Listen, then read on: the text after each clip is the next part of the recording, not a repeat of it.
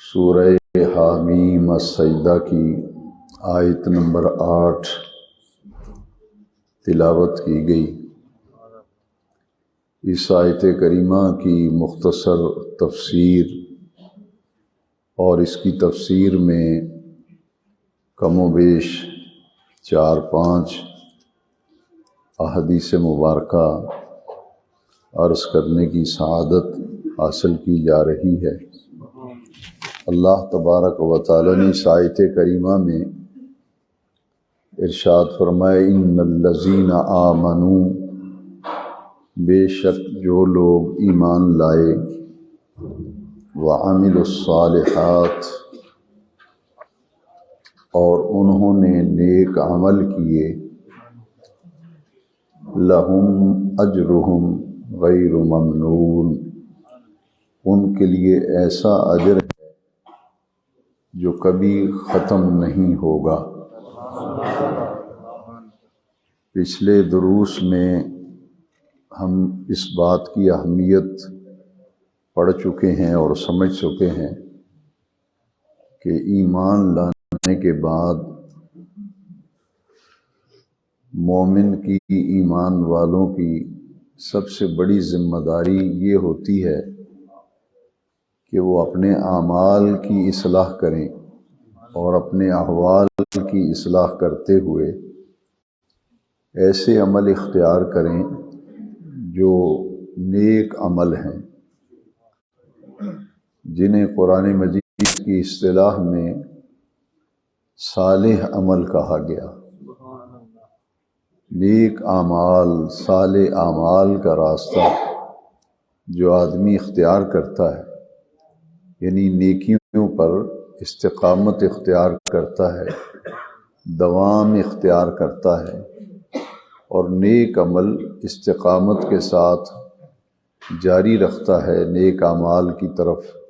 رغبت رکھتے ہوئے پابندی سے انہیں ادا کرتا رہتا ہے۔ ایک طریقہ یہ ہے کہ کبھی عمل کر لیا، کبھی چھوڑ دیا، تو یہ کبھی بھی شریعت میں، دین میں پسندیدہ عمل نہیں رہا، کیونکہ جو فرائض ہیں ان کی تو پابندی از بس ضروری ہے، ان کے بغیر گزارا نہیں۔ اور ان فرائض میں سے سب سے اونچے درجے کا جو فرض ہے وہ 5 وقتہ نماز ہے، اور اس کی تاکید کا اندازہ اس بات سے لگا لیں کہ اگر کوئی شخص کھڑے ہو کے نہیں پڑھ سکتا تو بیٹھ کے پڑھ لے، بیٹھنے کی بھی ہمت نہیں ہے تو پھر حکم یہ ہے کہ لیٹ کے پڑھے، اگر لیٹ کے بھی نہیں پڑھ سکتا تو پھر آنکھ کے اشارے سے پڑھ لے، یعنی رخصت نہیں ہے نماز کی، رخصت نہیں، حالت جنگ ہو، حالت امن ہو، صحت ہو، بیماری ہو، نماز ایک ایسا فریضہ ہے، ایک ایسا عمل ہے جس کی قطعاً کوئی چھٹی، کوئی رخصت نہیں ہے۔ یہ تو ایک دن میں 5 مرتبہ اپنے اس رب کریم کی بارگاہ میں حاضری ہے جس خالق کائنات نے ہمیں تخلیق فرمایا، جو ہمارا رب ہے، ہمارا پروردگار ہے، ہمیں لوٹ کر اسی کی بارگاہ میں جانا ہے۔ تو اس قدر تاکیدی حکم ہے کہ جو لیٹ کر بھی پڑھنے کی صلاحیت نہیں رکھتا تو وہ آنکھ کے اشارے سے نماز پڑھے، اور اس میں استقامت کی ضرورت ہے۔ ان الذین قالوا ربنا اللہ ثم استقاموا، وہ لوگ جنہوں نے یہ کہا کہ ہمارا رب اللہ ہے، ثم استقاموا، پھر اس پر ثابت قدم ہو گئے، استقامت اختیار کی، ایسی استقامت کہ پھر اس نیک عمل کے اندر ناغہ نہیں ہوتا، وہ تسلسل کے ساتھ اور متواتر اسے ادا کرتے ہیں۔ اور اگر خدا نخواستہ کوئی نماز قضا ہو جائے یا پڑھ نہیں سکے تو پھر شریعت مطہرہ میں اتنی رخصت دی گئی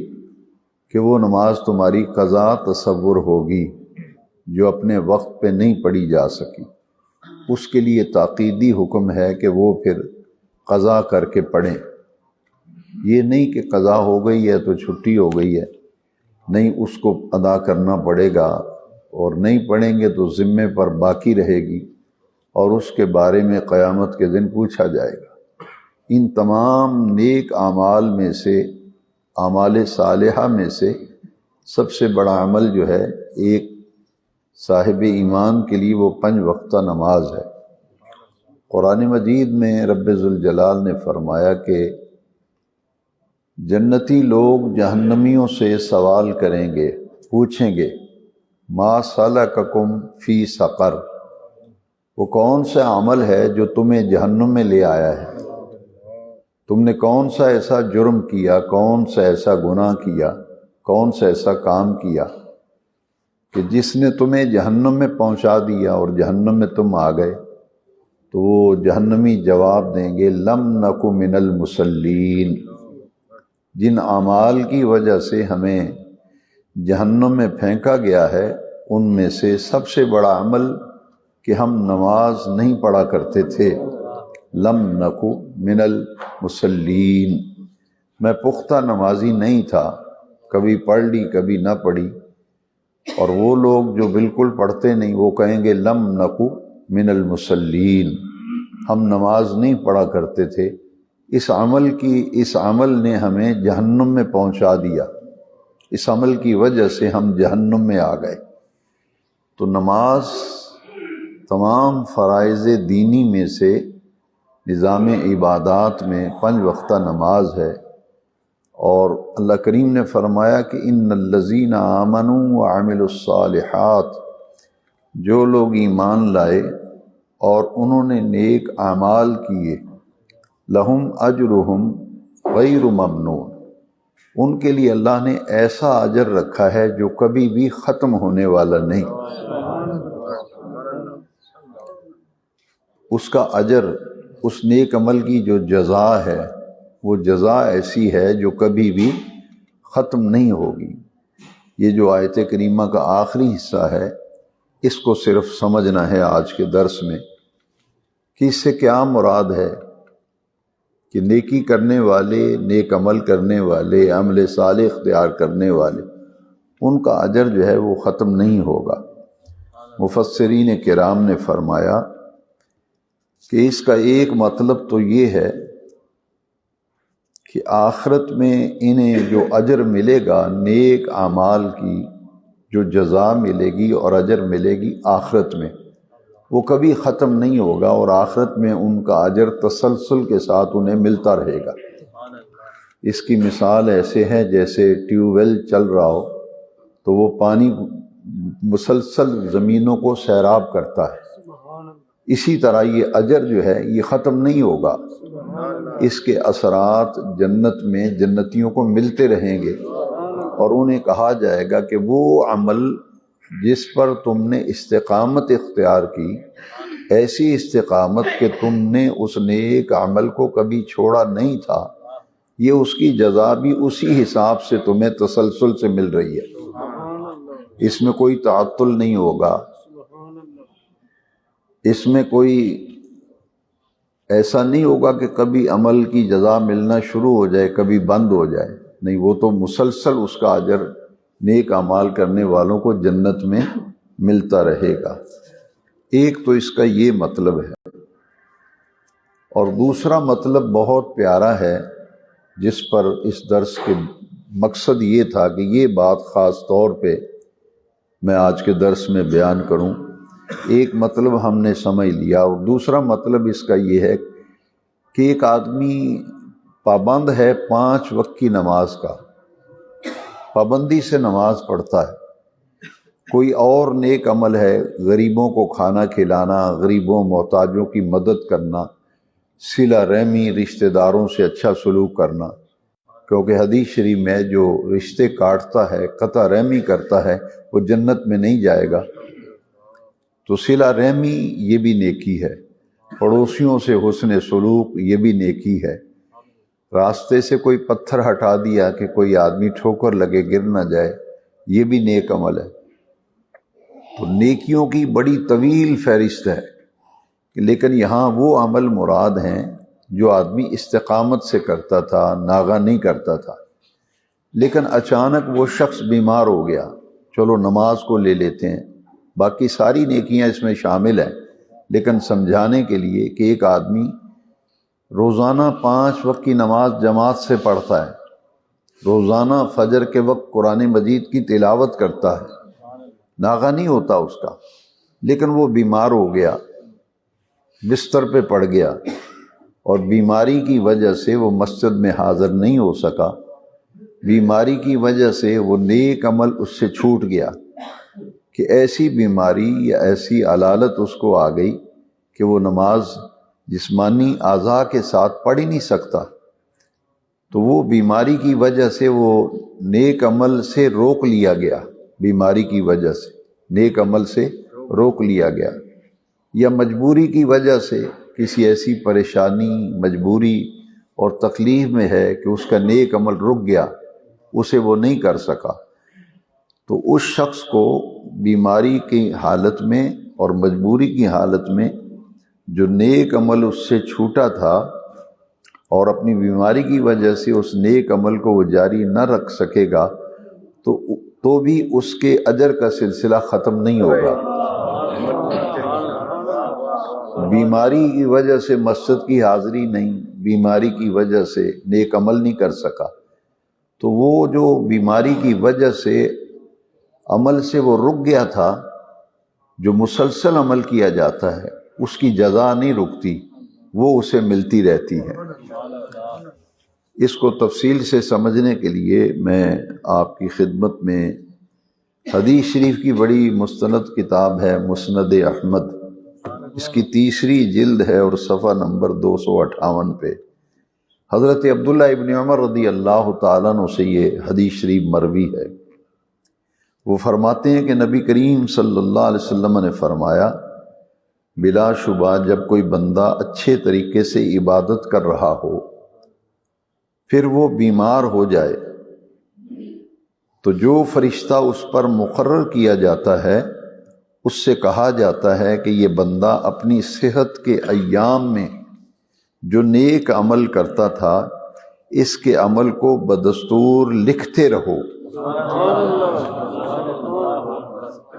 جو عمل کرتا تھا بیماری کی وجہ سے اب نہیں کر رہا، تو تم اس عمل کو لکھتے رہو کہ یہ عمل کر رہا ہے، اور جب اس سے حکم ہوتا ہے کہ اس کے عمل کو لکھتے رہو یہاں تک کہ وہ دوبارہ صحت مند ہو جائے۔ تو بیماری کی ایام میں جو نیکیاں بیماری کی وجہ سے رہ جاتی ہیں ان کا اجر ختم نہیں ہوتا، اس کے صحت یاب ہونے تک وہ عمل اسی طرح لکھا جاتا ہے جس طرح وہ اپنی صحت یابی میں کیا کرتا تھا، لیکن علالت و بیماری کی وجہ سے وہ نیک عمل نہیں کر سکا، تو اس کے صحت مند اور صحت یاب ہونے تک اس نیک عمل کا ثواب اس کا متواتر اور مسلسل لکھا جاتا ہے۔ اور دوسری حدیث شریف جو ہے یہ حضرت انس بن مالک رضی اللہ تعالیٰ عنہ، جنہوں نے 10 سال نبی کریم علیہ السلام کی خدمت میں گزارے تھے، صرف 10 سال عمر تھی جب حضور کے پاس آئے اور 10 سال حضور کی خدمت میں رہے،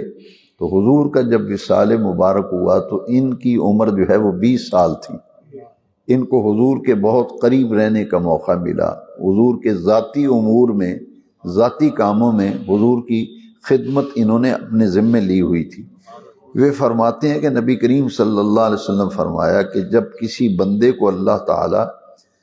کسی مرض میں مبتلا کرتا ہے، جب اللہ تعالیٰ کسی بندے کو کسی مرض، کسی بیماری میں مبتلا کرتا ہے، مبتلا بھی رب تعالیٰ فرماتا ہے اور شفا بھی رب تعالیٰ فرما دیتا ہے۔ قرآن مجید کی آیت فَإِذَا مَرِضْتُ فَهُوَ يَشْفِينِ، کہ جب بھی میں بیمار ہوتا ہوں تو وہی مجھے شفا دیتا ہے جس نے بیمار کیا ہے۔ تو جب اللہ تعالیٰ کسی بندے کو کسی مرض میں، بیماری میں مبتلا کرتا ہے تو فرشتے کو حکم دیتا ہے کہ اس کے نیک عمل کو لکھتے رہو جو یہ صحت یابی کے عالم میں کیا کرتا تھا۔ وہ فرشتہ کون ہے؟ جو پہلی حدیث میں ہم پڑھ چکے ہیں، جو فرشتہ مقرر، یہ دائیں طرف جو نیک عمل لکھنے والا فرشتہ مقرر ہے، کرامن قاتبین، ان میں سے ایک فرشتہ ہمارے نیک عمل لکھتا ہے۔ اس کو اللہ تبارک و تعالی حکم دیتا ہے کہ یہ جو صحت یابی کی عمر میں اور صحت یابی کی کیفیت میں جو نیک عمل کیا کرتا تھا وہ لکھنا بند نہ کرو، اس نیک عمل کو لکھتے رہو کہ یہ کر رہا ہے۔ اور اللہ تعالیٰ اس بندے کو اس مرض سے جب شفا دے دے، جب اس سے صحت یابی ہو جائے تو اس کو گناہوں سے دھو کر پاک کر دیتا ہے۔ اور اگر اس بیماری میں، ایک تو یہ ہے کہ اس بیماری میں اگر وہ صحت مند ہو جائے تو اس کا بڑا فائدہ یہ ہوگا کہ اس بیماری کی وجہ سے وہ گناہوں سے پاک ہو جائے گا، بالکل اس گناہوں سے اللہ تعالیٰ اسے پاک کر دیتا ہے۔ اس حدیث کو سمجھنے کے لیے میں ایک اور حدیث پاک آپ کی خدمت میں عرض کرتا ہوں کہ نبی کریم صلی اللہ علیہ وسلم فرمایا، جب کسی مریض کی عیادت کے لیے جاؤ، بیمار پرسی، عیادت کرنا، مریض کا حال پوچھنا، یہ نبی کریم علیہ السلام کی سنت ہے۔ اور ایک مسلمان کے دوسرے مسلمان پر جو حقوق ہیں ان میں سے ایک حق یہ ہے کہ کوئی مسلمان بھائی بیمار ہو جائے، اس کی عیادت کرنا، اس کی بیمار پرسی کرنا، یہ ہمارے اوپر مسلمان بھائیوں کے حقوق میں سے ایک حق ہے۔ تو حضور نے فرمایا، جب حضور کا خود اپنا طریقہ مبارکہ تھا کہ جب کسی بیمار کی عیادت کے لیے حضور تشریف لاتے تو حضور اس کے کندھے پہ، سر پہ، پشت پہ ہاتھ رکھ کے تو حضور فرمایا کرتے تھے، لا باس طہور انشاء اللہ تعالی، لا باس، فکر نہ کر، پریشان نہ ہو، یہ بیماری تجھے گناہوں سے پاک کرنے کا ذریعہ اور سبب بنے گی۔ لا باس طہور انشاء اللہ تعالی، اللہ نے چاہا تو یہ بیماری جو ہے یہ تجھے گناہوں سے پاک کر دے گی۔ یعنی وہ بیماری اور علالت کی وجہ سے جو جسمانی تکلیف ہوتی ہے، اس تکلیف کے برداشت کرنے، اٹھانے پر اتنا بڑا اجر ہے کہ اللہ تعالیٰ اس بندے کو گناہوں سے بالکل پاک کر دیتا ہے۔ اور اگر اس بیماری میں وہ فوت ہو جائے، یہ بڑا قابل غور نقطہ ہے، اس بیماری میں اگر وہ فوت ہو جائے تو جب تک اس کو موت نہیں آئے گی تو نیک عمل تو لکھا جاتا رہے گا، لیکن اس نیک عمل کا اتنا اجر ملے گا کہ اگر اسی بیماری میں اس کا انتقال ہو جائے گا تو اس کی مغفرت لکھ دی جاتی ہے اور اس پر اللہ تعالیٰ پھر بڑا ہی رحم فرماتا ہے۔ یہ مسند احمد میں یہ حدیث بھی حضرت انس بن مالک رضی اللہ تعالیٰ عنہ کی روایت ہے۔ تیسری حدیث شریف ہے، یہ حدیث شریف کی بڑی مشہور کتاب ہے سیاستہ میں، ابو داؤد شریف، اس کی حدیث نمبر 3091 ہے، کتاب الجنائز، چیپٹر کا نام کتاب الجنائز ہے، یہ دوسرا باب ہے ابو داؤد شریف کا۔ حضرت ابو موسیٰ رضی اللہ تعالیٰ عنہ بیان کرتے ہیں، فرماتے ہیں میں نے نبی کریم علیہ السلام کو کئی بار یہ ارشاد فرماتے ہوئے سنا ہے، ایک بار نہیں، فرماتے ہیں کئی بار، متعدد بار میں نے اپنے آقا کریم کی زبان اقدس سے یہ سنا کہ حضور نے فرمایا، جب بندہ کوئی نیک عمل کرتا ہے پھر سفر یا بیماری کی وجہ سے اس نیک عمل کو جاری نہ رکھ سکے تو اس کے نامہ اعمال میں وہ نیک اعمال لکھے جاتے رہیں گے۔ دیکھیے اللہ کی رحمتیں، اس کا کرم کتنا بڑا ہے۔ یہاں سفر کا بھی اس حدیث میں ذکر آ گیا، پہلی 2 حدیثوں میں صرف بیماری کا ذکر آیا، یہاں سفر کا ذکر، کہ بعض اوقات سفر کی وجہ سے بندہ وہ نیک عمل نہیں کر سکتا۔ نماز، آپ کا سفر جاری ہے، ٹرین میں ہے، جہاز میں ہے، بس میں ہے، تو اس میں آپ کا اختیار نہیں ہے، وہ تو بس والے روکیں نہ روکیں، ان کا اپنا معاملہ۔ تو سفر کی وجہ سے بھی اگر کوئی نیک عمل آپ کا رہ جاتا ہے، آپ اسے نہیں کر پاتے، کریم اللہ تبارک و تعالیٰ اتنا کرم فرماتا ہے کہ سفر اور مرض کی وجہ سے جو نیک عمل رہ جاتے ہیں ان کا عمل جو ہے اس کا برابر وہ نیک اعمال لکھے جاتے رہتے ہیں۔ اور وہ نیک عمل کون سے ہیں؟ جو صحت کے دنوں میں اور اپنے گھر پر قیام کے دنوں میں جو نیک عمل کیا کرتا تھا، بیماری اور سفر کی حالت میں وہ اگر رہ جائیں تو ان کا اجر بھی برابر لکھا جاتا رہتا ہے، وہ بند نہیں ہوتا سلسلہ۔ چوتھی حدیث شریف ہے، یہ مسند احمد چوتھی جلد میں صفحہ 146 پر حدیث شریف ہے۔ اس حدیث کے راوی ہیں حضرت عقبہ بن عامر رضی اللہ عنہ، بیان کرتے ہیں کہ نبی کریم علیہ السلام نے فرمایا انسان کا ہر روز کا عمل لکھا جاتا ہے، ہر روز جو نیک عمل کرتے ہیں وہ لکھا جاتا ہے۔ جب مومن بیمار ہو جائے تو فرشتے عرض کرتے ہیں اے ہمارے رب، فلاں بندے کو تو نے بیماری کے باعث عمل سے روک لیا ہے، کہ باری تعالیٰ وہ بیماری میں مبتلا ہوا ہے اور بیماری میں تو نے مبتلا کیا، شفا بھی دینے والا تو ہے، تو اس بیماری کی وجہ سے اس کا نیک عمل جو ہے وہ رک گیا ہے۔ اللہ تعالیٰ فرماتا ہے میرا بندہ جو نیک عمل کرتا تھا اس کے صحت مند یا فوت ہونے تک اس کے نامہ اعمال میں لکھتے رہو۔ اس کی بیماری کی وجہ سے جو نیک عمل چھوٹیں گے وہ صحت یاب ہونے تک بھی لکھے جاتے رہیں گے، اگر وہ دنیا سے چلا جائے گا اسی بیماری میں تو اس کی موت تک پھر اس نیک اعمال کا ثواب اس کے نامہ اعمال میں لکھا جاتا رہے گا۔ یہ آخری حدیث شریف ہے، ذرا تفصیلی حدیث شریف ہے اور اس کا مضمون بہت پیارا ہے۔ یہ حضرت عتبہ بن مسعود رضی اللہ عنہ حدیث شریف کے راوی ہیں، فرماتے ہیں کہ نبی کریم علیہ السلام نے فرمایا بیماری پر مومن کی بے قراری اور تعجب خیز ہے۔ مومن کی بے قراری، بیماری میں جو بے قراری طبیعت میں پیدا ہو جاتی ہے، یہ بڑی تعجب خیز ہے۔ اگر اس کو معلوم ہو جائے کہ اس کی بیماری میں کتنا اجر ہے تو وہ پسند کرے گا کہ میں بیماری رہوں، میں بیماری رہوں۔ یہاں میں اس حدیث کو سمجھنے کے لیے سیدی اعلیٰ حضرت کا ایک واقعہ سنا دیتا ہوں۔ تو اعلیٰ حضرت کو زندگی بھر دو چیزوں کی تکلیف رہی، ایک تو سر میں درد نہیں جاتا تھا، ہلکا ہلکا سر میں درد رہتا تھا، دوسرا اکثر و بیشتر جسم میں بخار کی کیفیت رہتی تھی۔ تو اعلیٰ حضرت نے ایک آدمی پتہ لینے کے لیے آیا تو فرمایا اللہ کا شکر ہے کہ فقیر کو سر درد بھی اکثر و بیشتر رہتا ہے، بخار بھی رہتا ہے، اور شکر اس لیے کر رہا ہوں کہ حدیث شریف میں ان دونوں بیماریوں کی تعریف آئی ہے